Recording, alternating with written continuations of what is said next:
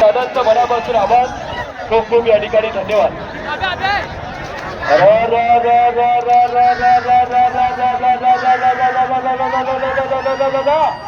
जो जीता वही सिकंदर. जोरात गाड्या येतात, सुसाट वेगाने गाड्या येतात, अनेक गतीचा थरार येतो.